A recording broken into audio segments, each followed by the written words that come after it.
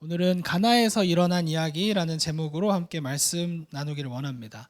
최근에 우리 건강한 교회의 결혼 소식이 참 많죠. 이제 돌아오는 토요일이면 이제 6월 6일 토요일에는 우리 충만 형제님의 결혼식도 있고요. 또 몇 주 전에 베트남에서 우리 이준경 전사님 또 타니 우리 자매님의 결혼식도 있었습니다. 결혼식에 가면 여러분들은 어떤 게 제일 중요하신가요? 결혼식에 가면 어떤 거를 제일 중점적으로 생각하시나요? 네, 밥입니다. 좋습니다. 신랑 신부도 있겠고 또 축하하는 일 혹은 웨딩홀의 분위기도 있고 또 차를 운전하시는 분들은 주차도 굉장히 중요하시겠죠. 그런데 저에게는 대답해 주신 것처럼 밥이 제일 중요합니다. 결혼식 밥이 맛있으면 그 결혼식이 참 좋은 결혼식이고, 밥이 조금 아쉬우면 그냥 축하하는 마음만 담고 아쉬운 마음으로 또 돌아오죠. 결혼식을 넘어서 어떤 일반적인 잔치를 한번 생각해 볼까요? 추석 혹은 설날이 되면 저희 집은 큰 집안이었기 때문에 음식 냄새로 이제 집이 가득했어요. 전을 부치기도 하고 또 과일을 하기도 하고 저희는 식혜도 직접 만들어서 먹었는데, 그래서 모든 집안에 음식이 가득했습니다. 그래서 한가위만 같아라라는 말이 괜히 나온 말이 아니겠죠. 매일매일이 그런 풍성한 잔치, 또 먹고 즐기고 마시는 순간이 매일매일 지속되면 좋겠다는 생각을 했습니다. 그런데 결혼식이든 명절, 잔치든 끝이 있죠. 명절이 끝나면 집으로 일상으로 돌아가고요. 또 결혼식이 끝나도 각자의 집으로 돌아갑니다. 그런데 오늘은 말씀을 통해 영원한 기쁨의 잔치에 대해 나누려고 합니다. 영원한 기쁨의 잔치. 포도주가 다 떨어져 버린 그 결혼 잔치에 예수님께서 오셨습니다. 그리고 예수님께서 그 잔치를 완전히 뒤집어 놓으셨죠.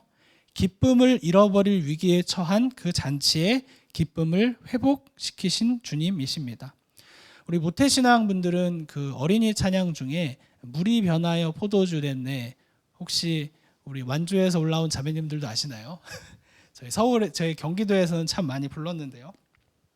이 물이 변하여 포도주가 된 그 사건이 오늘 나의 평범한 일상에 어떤 의미가 있는지, 그리고 물을 포도주로 바꾸신 그 주님께서 우리를 어떻게 영원한 잔치에 초청하고 계신지 한번 말씀을 통해 살펴봅시다. 우리 첫 번째입니다. PPT 한번 넘겨주시겠어요? 감사합니다. 첫 번째는 예수님께서 잔치에 오셨습니다. 우리 1절, 2절에 해당되는 내용인데요. 성경을 펴시면서 혹은 성경 어플로 보시면서 같이 들으시면 좋겠습니다. 예수님께서 빌립과 나다나엘을 부르신 후 3일이 되던 날이었어요. 일어난 장소는 갈릴리의 가나입니다. 예수님의 어머니 마리아는 이미 그 자리에 와 계셨고, 또 예수님과 제자들도 그 결혼식에 초청을 받았습니다. 아마 예수님의 어머니, 신랑 신부와 가까운 지인이거나 친척이었을 것으로 보입니다. 오늘 오늘 사건이 일어난 장소 갈릴리 가나라는 곳이 어떤 곳이었는지 잠깐 생각해 볼까요? 당시 유대 문화의 중심지는 예루살렘이었어요. 성전이 있고 또 종교 지도자들이 있고 또 모든 것이 집중된 곳. 오늘날로 하면 어디일까요? 우리 힙한 서울, 그 중에서도 힙한 동네겠지요. 이 갈릴리라는 지역은 예루살렘에서 북쪽에 위치해 있는, 북쪽으로 올라가 있는 지역이었습니다. 특별히 이 갈릴리는 이방인들이 많이 이제 유입이 되어서 이방인 또 유대인 이렇게 혼혈 지역이라는 낙인이 찍혀 있는 도시, 그런 곳이기도 했어요. 한마디로 하면 별 보잘것없는 지역이라는 거죠. 보잘것없는 지역에 남들에게 주목받지 못하는 그 이름 모를 한 가정에, 그 가정에서 열린 결혼식이었습니다. 네. 요한복음의 첫 번째 기적이 시작되는 자리가 바로 그 갈릴리 가나였던 것이죠. 예루살렘 성전도 아니고 또 대단한 광장도 아니고 특별히 중요하지 않은 마을, 또 이름 없는 사람들의 결혼식이었습니다. 그 평범한 자리에 예수님께서 찾아오심으로 그 기적이 시작됐습니다. 그런데 우리가 아는 것처럼 그 잔치에 아주 큰 문제가 생겼습니다. 네, 한 페이지 넘겨주시겠어요? 어떤 문제였을까요? 바로 그 잔치에 포도주가 떨어진 것이죠. 이 포도주가 떨어진 것이 얼마나 심각한 문제인지 이해하려면 당시 문화를 이해할 필요가 있습니다. 우리는 보통 결혼식을 주말에 길게는 2시간, 뭐 짧으면 사실 그냥 사진 찍고 오는 1시간 정도 행사로 생각하지만 이 당시 유대인들에게 결혼식은 짧게는 한 주, 또 길게는 2주까지 이루어지는 마을 전체의 축제였습니다. 제가 베트남에 몇 주 전에 한 주 됐나요? 다녀왔는데요. 우리 아까 이야기 드린 것처럼 우리 이준경 전사님 결혼식이었습니다. 하객이 600명에서 700명이 참석했다고 해요. 이 결혼식 전에는 온 동네가 조용합니다. 우리 깜붓을 가보신 분들은 이제 그 동네의 분위기가 참 한적하고 조용하고 이 시골 느낌이 나요. 그런데 이제 연회를 시작하니까 사람들이 어디서 나타난 건지 진짜 드레스 쇼를 하는 것처럼 다 이제 잘 갖추어서 있고 그 연회장으로 줄을 지어서 오는 겁니다. 이 연회장에서 마을 저 끝에서 정말 개미가 이렇게 오는 것처럼 줄을 지어서 오는 그 모습을 볼 수 있어요. 이준경 전사님 대단하구나라는 생각을 하기는 했는데요. 그리고 나서 이제 연회 순서도 참 다양한 순서들이 있고, 그리고 제 고막이 아주 행복할 정도로 사람들이 나와서 막 마이크 잡고 노래를 막 불러요. 제가 너무 행복해서 잠깐 나가 있었는데 춤을 추는 사람도 있고요, 음식도 먹고요. 정말 이준경 전사님을 축하하기 위해서도 모였고, 또 온 마을이 함께 기뻐하는 잔치, 마을 축제였습니다. 이 갈릴리 가나의 결혼식도 그랬을 겁니다. 이 신랑과 신부는 관을 쓰고 또 예복을 입고 그 한 주간 혹은 길게는 2주간에는 왕과 왕비처럼 대접을 받는 아주 특별한 잔치였던 것이죠. 그런데 그 잔치에서 포도주는 기쁨을 상징하는 것이었습니다. 따라서 포도주가 떨어진 것은 그냥 마실 음료가 좀 떨어진 정도가 아니라 그 잔치에서 기쁨이 사라진 것이죠. 잔치를 잔치되게 하는 것이 고갈된 것입니다. 한번 상상해 봅시다. 우리 다들 점심 드시고 오셨나요? 저는 먹었는데 약간 배고픈데요. 여러분들이 엽떡이랑 교촌 허니콤보를 먹고 싶어서 배달을 시켰다고 합시다. 하필이면 비가 오는 날이라서 배달이 오래 걸렸어요. 1시간 한 20분 정도 걸렸다고 생각해 봅시다. 그 정도 걸려서 이제 배달을 받아서 기대하는 마음으로 열어보았는데 이 봉투 안에 엽떡과 교촌 허니콤보가 없고 빈 봉투가 있으면 여러분 그때 마음이, 우리 한 자매는 오 이런 반응인데요. 화도 나겠고 또 황당하겠고 기대했는데 그 기대대로 없어서 또 속상한 마음도 있겠죠. 당시 결혼식 잔치에 포도주가 떨어졌다는 것은요, 그 이상의 심각한 문제였죠. 마리아는, 예수님의 어머니 마리아는 그 상황을 예수님께로 가져갑니다. 우리 3절 말씀인데요, 같이 한번 읽어보겠습니다. 시작. 포도주가 떨어진지라 예수의 어머니가 예수에게 이르되 저들에게 포도주가 없다 하니.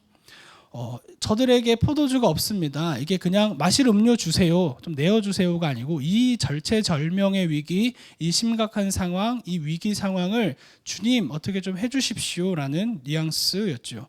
그런데 예수님의 대답이 정말 당황스럽습니다. 우리 4절도 같이 한번 읽어보면 좋겠습니다. 같이 읽겠습니다. 시작. 그래서 이르시되 여자여 나와 무슨 상관이 있나이까. 아멘. 아니, 아들이 어머니의 말에 이렇게 냉정하게 반응해도 되는 거예요. 저 보면서 예수야 너 T냐? 라는 생각이 들 정도로, T냐 F냐 할 정도로 너무 차갑고 무례하고 상처될 느낌의 말이에요. 근데 예수님의 반응은 무례한 것이 아닙니다. 여기 여자여라는 호칭은요, 헬라 원문에서 보면 굉장히 정중한 표현이에요. 이 로마 황제가 이집트의 여왕, 그 클레오파트라 여왕을 칭할 때 사용됐던 그 표현이라고 합니다. 그래서 이 대화는 어머니와 아들과 어머니 간의 대화가 아니라 구원자이신 예수님과 그리고 사람의 대화로 바라보아야 합니다. 예수님은 정중한 표현을 사용하면서 자신의 사역의 주도권이 성부 하나님께 달려 있습니다 라고 이야기하고 있는 거죠. 저는 처음 읽었을 때 참 충격적이었는데, 마치 알 바 아니니까 신경 끄세요 라는 그런 무례한 말이 아니라 나를 보내신 하나님의 뜻에 따라야 합니다 라고 알려주시는 문장이죠. 또한 여기서 나의 때, 내 때, my time이라는 표현인데요, 이 요한복음에서는 나의 때라는 게 요한복음을 쭉 관통하는 단어이기도 합니다. 예수님의 십자가 사역을 가리키는 단어예요. 즉 그때가 아직 아니라고 하신 것은 자신이 공개적으로 구원자임을 선언할 때가 아니다라는 말씀입니다. 메인 파티, 메인이 아직 시작되지 않았다는 것이죠. 그런데 뒤에 우리가 읽어서 알고 있지만 다만 예수님께서는 성부 하나님의 뜻에 따라 이 가나의 혼인 잔치에서 기적을 보여주기로 결정하십니다. 아직 메인은 시작되지 않았지만 예고편을 보여주시기로 결정하신 것이죠. 이 알쏭달쏭한 예수님의 말에 대해, 예수님의 대답에 대해 마리아는 이제 하인들에게 이렇게 요청하고 이야기하는데요. 우리 함께 5절 말씀 같이 함께 읽어보겠습니다. 같이 읽겠습니다. 시작. 그의 어머니가 하인들에게 이르되 하라 하니라. 아멘. 여러분 ENFP를 가장 괴롭게 만드는 방법이 혹시 무엇인지 아십니까? ENFP를 가장 힘들게 하는 방법. 좀 다르겠지만, 아무 말도 안 하기도 굉장히 지금 힘들어요. 가장 저에게 있어서는 궁금증을 유발하는 겁니다. 이런 거죠. 전화로 저 드릴 말씀이 있어요. 만나서 말씀드릴게요. 이러면 저는 그날 아무것도 못해요. 내가 뭘 잘못했나? 내가 뭐 실수했나? 내가 뭐 지금 큰일 했나? 무슨 말을 할지 안 알려주고 기다리게 하는 거죠. 여기서 보면 마리아는 예수님께서 무슨 말씀을 하실지 몰랐어요. 이 포도주가 떨어진 문제 상황을 어떻게 해결해 가실지 마리아는 모르고 있었던 거죠. 그런데 하인들에게 이야기하기를 예수님께서 하시는 무엇이든지 따르라 라고 이야기합니다. 한번 이 지점을 생각해 봅시다. 모르는데 어떻게 따릅니까? 다 알아야 하고 다 이해해야지 따를 수 있는 거 아니에요? 결정을 하려고 하면 좀 알아야지 결정할 수 있는 것 아닙니까? 예수님께서 하시는 무슨 말씀이시든지 무슨 말씀이든 그대로 따르라. 여기에 중요한 신앙의 원리가 담겨 있습니다. 여전히 우리는 모르는 것이 많고 이해되지 않는 것이 많지만 주님이시기에 따른다라는 거죠.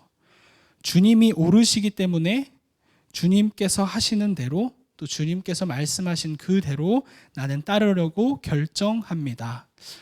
모든 것을 다 이해했기 때문에 우리가 믿는 것은 아닐 것입니다. 나는 여전히 모르지만 주님이 나의 삶을 아십니다. 나는 앞으로의 나의 방향과 길을 모르지만 주님은 알고 계십니다. 그래서 잘 모르지만 주님이 나에게 좋으신 분이고 주님이 선하신 분임을 믿고 따름을 결정합니다. 라는 신뢰가 우리의 삶에 필요합니다. 이 마리아도 이 신뢰함 가운데 계속해서 다음 장면이 펼쳐지는데요. 한번 PPT 3번으로 넘겨주시면 감사하겠습니다. 세 번째로 잔치의 기쁨이 회복되기 시작한다는 사실입니다. 우리 6절 말씀을 제가 읽어드리도록 하겠습니다. 거기에 유대인의 정결 예식을 따라 2-3통 드는 돌 항아리 6이 놓여 있는지라. 거기에 항아리가 6개가 놓여 있습니다. 항아리 하나에 최소 80리터, 최대 120리터 정도 담을 수 있는 항아리라고 합니다. 우유 한 꽉이 요새 얼마죠? 한 1.25리터, 1.5리터 정도 되면 대략적으로 우유 한 80곽을 부을 수 있는 크기라고 생각하면 될 것 같아요. 이 항아리의 목적은 유대인들의 정결 예식을 위한 것이었어요. 정결 예식. 이 유대인들은 하나님 앞에 나아가기 위해 또 하나님 앞에 서는 것을 생각하며 반드시 손을 씻고 또 발을 씻어야 한다고 생각했습니다. 식사 전이든 또 예배 전이든 활동 전이든 단순히 위생의 문제가 아니었습니다. 내가 깨끗해야, 내가 준비돼야 하나님 앞에 설 수 있다는 생각이죠. 우리도 이런 생각을 종종 하는 것 같습니다. 내가 뭔가를 해야, 내가 조건을 갖춰야, 내가 어떤 자격을 갖춰야 하나님께 나아갈 수 있다. 율법 그리고 나의 공로에서부터 시작되는 사고입니다. 예수님께서 이것은 예수님께서 물을 포도주로 바꾸신 이유와도 연결되어 있는데요. 이 사실을 기억하면 7절 한번 우리 살펴봅시다. 우리 7절, 8절, 9절 말씀을 조금 긴데 같이 한번 쭉 읽어보겠습니다. 읽겠습니다. 시작. 예수께서 그들에게 이르시되 하신즉 아기까지 채우니 이제는 떠서 연회장에게 갖다 주었더니 맛보고도 어디서 났는지 알지 못하되. 아멘. 네, 감사합니다. 잔치의 책임자가 받아본 것은 물이 아니라 포도주로 바뀐 포도주였던 것이죠.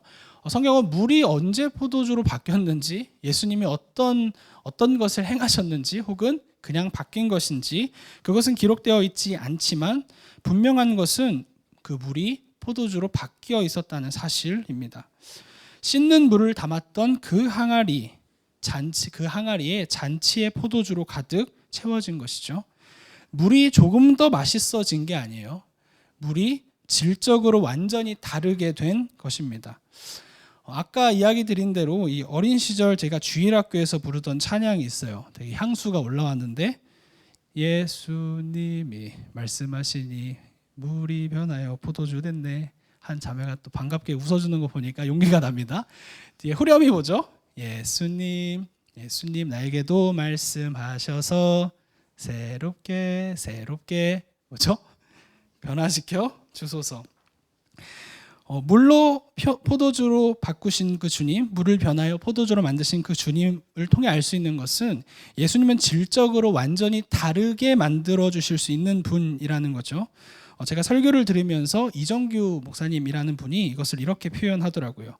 예수님이 나의 삶에 들어오시면 내가 조금 나이스한 사람이 되는 수준이 아니라 아주 새로운 사람이 된다. 조금 나이스해지게 변화되는 게 아니라 물이 완전히 포도주 다른 것으로 변화된 것처럼 아주 새로운 사람이 된다는 것이죠. 성경은 이것을 거듭남이라고 표현합니다. 새롭게 태어남이지요. 우리 고린도후서 5장 17절 말씀인데요. 같이 한 목소리로 읽어보면 좋겠습니다. 같이 읽겠습니다. 시작. 누구든지 그리스도 안에 있으면 새로운 피조물이라. 이전 것은 지나갔으니 보라 새 것이 되었도다. 우리 주 안에서 사랑하는 우리 건강한 교회 성도 여러분, 우리는 새로운 사람입니다. 우리는 새로운 피조물입니다. 주 안에서요.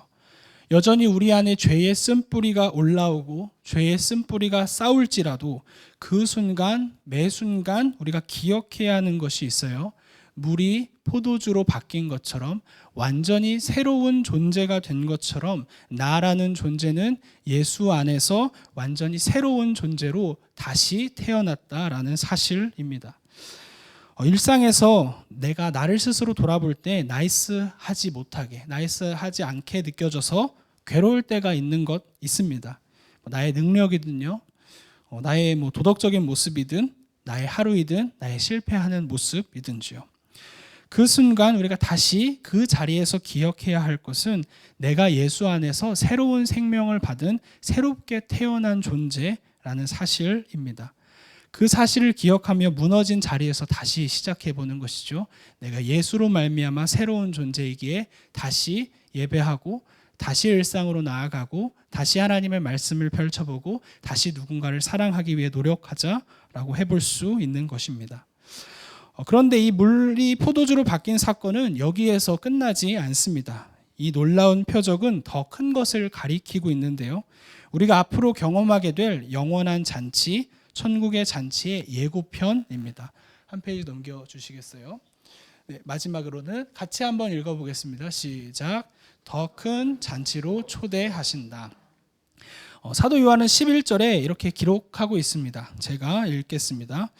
예수께서 이 첫 표적을 갈릴리 가나에서 행하여 그의 영광을 나타내심에 제자들이 그를 믿으니라. 아멘.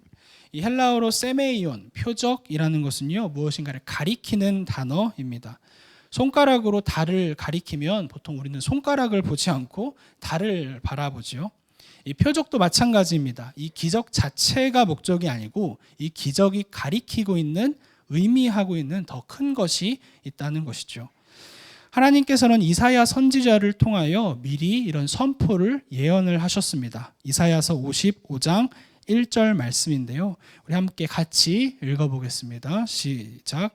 오호라 너희 모든 목마른 자들아 물로 나오라. 돈 없이 값 없이 와서 포도주와 젖을 사라. 아멘. 목마른 자들이 값없이 포도주를 얻는 날이 온다고 이야기합니다. 돈이 없어도 풍성히 먹고 마시는 날이 온다고 합니다. 자격을 묻지 않고 그 잔치가 열린다는 것이죠. 무엇인가를 갖춰야지만 들어갈 수 있는 잔치가 아니라 목마른 사람이면 누구든지 올 수 있는 그 잔치, 값을 치루어도 되지 않는 잔치입니다. 이 말씀이 여러분 이해가 되시나요? 잔치에 들어가려면 축의금을 내야지 조금 얼굴에 면이 서고, 음식을 먹으려면 내가 값을 지불해야 그 음식을 먹는 게 우리의 상식인데, 이사야 선지자가 이야기하는 것은 값없이 와서 포도주를 먹으라고 이야기하고 있는 겁니다. 풍성하게요. 이 갈릴리 가나에서 일어난 그 혼인 잔치에서 이 이사야 선지자를 통해 예언된 일이 일어나고 있는 것이죠. 아무런 자격 없이 값을 묻지 않고 넘치도록 그 포도주가 주어지고 있는 것입니다. 이사야 선지자를 통해 약속한 그 약속, 그 잔치의 예고편 맛보기인 것이죠. 그 갈릴리 가나의 혼인 잔치를 시작하신 분이 누구입니까? 물을 포도주로 변화시킨 예수님, 구원자 예수 그리스도께서 오심으로 그 잔치의 기쁨이 다시 회복되었지요. 그리고 이 잔치는 또 요한계시록에서 이렇게 표현되고 있습니다. 요한계시록 19장 9절 말씀인데요. 우리 같이 읽겠습니다. 시작. 천사가 내게 말하기를 기록하라. 어린 양의 혼인 잔치에 청함을 받은 자들은 복이 있다 하고, 바로 어린 양 예수 그리스도의 혼인 잔치입니다. 예수님께서 우리의 신랑 되시고 모든 성도가 신부 되는 그 영원한 잔치, 그 기쁨의 잔치에 우리는 이미 주님 안에서 초대받았고, 그 잔치를 소망하고 그 잔치를 기대하며 오늘 하루를 살아가고 있는 것이죠. 이 요한계시록 마지막, 성경의 마지막인 22장 17절도 함께 살펴보면 좋겠는데요. 같이 읽겠습니다. 시작. 오라 하시는도다. 듣는 자도 오라 할 것이요 목마른 자도 올 것이요 또 원하는 자는 값없이 생명수를 받으리라 하시니라. 아멘. 요한복음 7장 말씀에 있습니다. 예수께서 서서 외쳐 이르시되 누구든지 목마르거든 내게로 와서 마시라. 그 잔치는 내가 조건과 자격을 갖추어 들어가는 잔치가 아니라 내게로 와서 마시라라는 주님의 초청에 응답하여 주님의 초청에 반응하여 믿음으로 들어갈 수 있는 잔치요, 또 믿음으로 누릴 수 있는 잔치라는 것입니다. 우리 주 안에서 사랑하는 건강한 교회 성도 여러분, 우리는 영원한 잔치에 초대받은 사람들입니다. 이 약속이 이사야 선지자를 통하여 미리 선포됐고, 이 갈릴리 가나의 혼인 잔치에서 그 잔치가 예고편으로 보여졌습니다. 그리고 우리는 요한계시록에 기록된 것처럼 어린 양 주님의 혼인 잔치, 그 기쁨이 끊이지 않는 영원한 잔치를 기다리고 소망하는 사람들입니다. 내가 조건을 갖춰서 그 잔치에 들어가는 것이 아니고요, 목마른 자, 주님 안에 있는 자가 누릴 수 있는 잔치입니다. 이제 말씀을 마무리하려고 합니다. 참 기쁨을 누리고 살아간다, 그리고 기쁨 가운데 살아간다는 것이 우리 가운데 얼마나 힘든 일인지, 각자의 바쁜 삶, 또 각자의 버거운 삶 가운데 기쁨을 잃어버린 우리의 모습은 아닌지 한번 말씀 가운데 돌아보았으면 좋겠습니다. 특별히 나의 삶에 포도주가 떨어진 잔치처럼 기쁨이 어디선가 새어간 것처럼 그런 하루하루를 살아가시는 분들이 있다면 주님 앞에 그 상황을 가져갑시다. 내가 이해가 되지 않을지라도 주님께서 원하시는 그 뜻이 나의 삶에 이루어지기를 원합니다 라는 기도를 드리며 오늘 하루의 성실함을 가지고 살아갑시다. 또한 우리에게 영원한 잔치가 있음을 기억하며 살아갑시다. 이 영원한 잔치가 있음을 기억하는 사람은 비교의 기준이 달라지겠죠. 우리는 우리가 가지고 있는 것, 또 우리가 이미 이뤄왔던 것에 대해서 평가를 받곤 합니다. 그래서 주눅이 들어요. 내가 가진 것이 남들보다 적고 내가 이루어낸 것이 남들보다 적다라는 그 초라함이 우리를 힘들게 만들곤 합니다. 그런데 세상이 모르는 우리가 앞으로 마주하게 될 잔치가 있습니다. 기쁨이 마르지 않고 즐거움이 마르지 않는 그 주님 안에서 누릴 수 있는 어린 양의 혼인 잔치, 천국의 잔치이지요. 그 잔치를 소망하며 오늘의 하루의 기쁨을 회복하고 또 오늘 하루를 기쁨 가운데 살아가는 저와 여러분, 우리 건강한 교회 되기를 주님의 이름으로 축복합니다.